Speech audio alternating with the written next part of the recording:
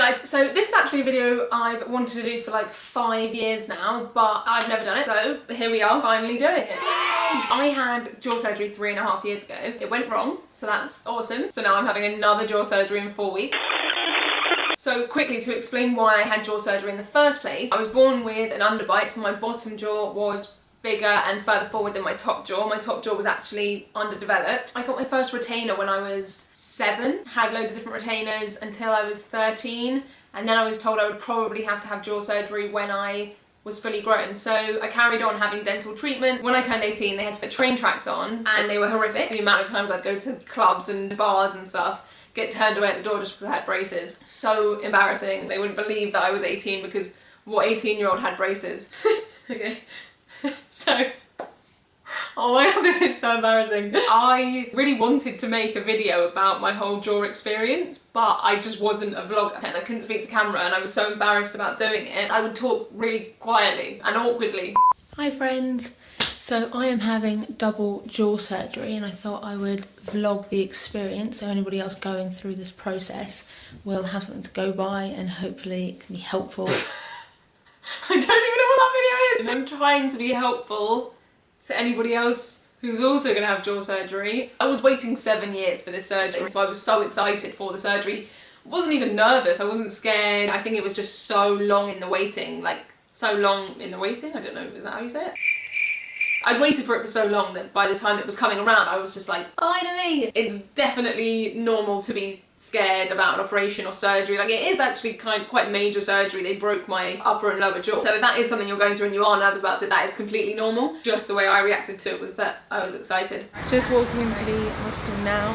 So in the hospital, in my full outfit, exciting stuff. First patient of the day, didn't realise it was going to happen this quickly, but really happy. Can't wait to get it done. I had my surgery at UCLH, University College London Hospital. This whole thing was on the NHS, which is amazing. Thanks. That is so nice. No stuff when you're trying to show pictures of my face. I'm like, no. So my mum was like, I don't want to film, but I was so ready for it. I actually don't know how long I was in surgery for. Maybe a few hours. I don't think it's that long a procedure. They break your top jaw, break your bottom jaw, put it in the correct position, tie it all back together, and you're out there. So yeah, woke up, I was quite high on general anaesthetic, which is fabulous. Bad thing that happened after I came out of surgery was that the hospital wiped my details off of their system somehow. Because there's like loads of training nurses and stuff like that, they weren't allowed to prescribe me any medication, so I wasn't given any painkillers post-op. So they'd broken my face and then couldn't give me any painkillers. I had like a cooling mask. The mask had like cool water running through it and it would keep my face from swelling. I think like I just was being a bit goofy. Like I wanted to make sure that my mum and my dad knew that I was fine. I was just trying to make them laugh. I think as well for me, like I didn't think this surgery was that big a deal. It is a big deal, but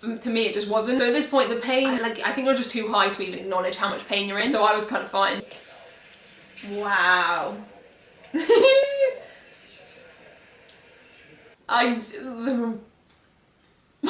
so bad. I was really swollen. All you can do is laugh. I was laughing at the time, not too hard because my stitches would have popped, but I thought it was funny. I stayed in the hospital one night. Overnight they also managed to wipe my name off the system again. So when I woke up wanting more painkillers, they couldn't give it to me. So yeah, I went home with like a goodie bag of painkillers and a massively swollen face. Hi. Hurts. Swollen. A lot. But I'm getting through it. Eating is the weirdest part because you obviously can't eat. They give you a syringe and you just suck up some milk and then you put it to the back of your mouth and you squirt the milk to the back of your throat basically. The worst part of the whole procedure is the hunger. It was unbelievable pain being hungry. I didn't care that my face was broken, but not being able to eat was so painful. I'd sit there watching like BuzzFeed tasty videos. I'd just show it to my brother like crying and be like, eat this in front of me. That is a video of me trying to eat mashed potato. Obviously, extremely unsuccessfully. Do you want me to do it? Go through. Oh my god! I forgot about the bruising. So not only was I swollen, but I also had like bruises that made me look like I had a moustache. Just all the wonderfulness of bruising and swelling when your face gets broken. So it's all to be expected. One of the most terrifying parts was seeing my reflection the first time after surgery. I looked in the mirror and I was like, who the is that? It's day 4. I'm happy. The swelling seems to be going down small bits at a time, but all good.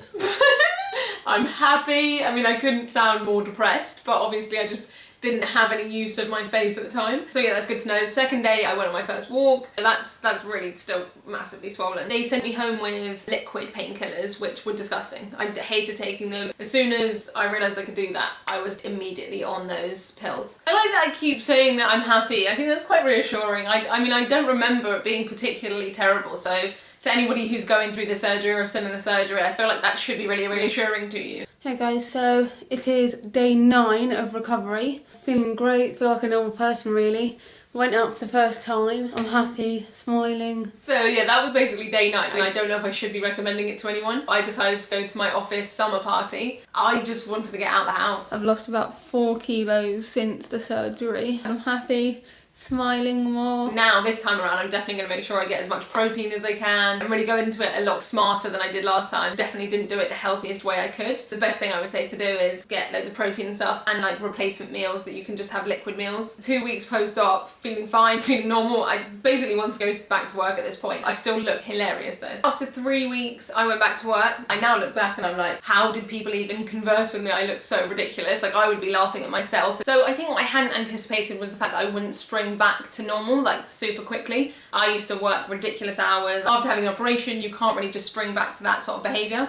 Your body uses a lot more energy to recover, so you don't really get to use all that energy in your day. For the first 6 months of the recovery, I was like, this is great, everything's going well, I just need to wait for the swelling to go down and everything will be back to normal. But after 6 months, I started realising that things were actually wrong with my jaw. I wasn't able to speak properly 6 months after the surgery, which seemed weird. I still couldn't eat very well. On top of that, my jaw started falling out to the side. So I was like, this is really weird, I don't know what's happening. I feel like it's an anomaly, and most people have this surgery and it goes really well. So I don't want to give anybody any horror stories. Like, I'd even say that mine isn't a horror story. I was just unlucky, I think. I did speak to the surgeon, he apologised, he said he's done the surgery 1,000 times and this is the first time anything like this has happened. So basically I'm super special. A year post-op we had another discussion and I had a few scans and realised that the best option for me was to start getting Botox and filler in my face to make it easier for me to speak and eat and to stop my jaw from displacing. So I started getting Botox injected directly into my jaw joint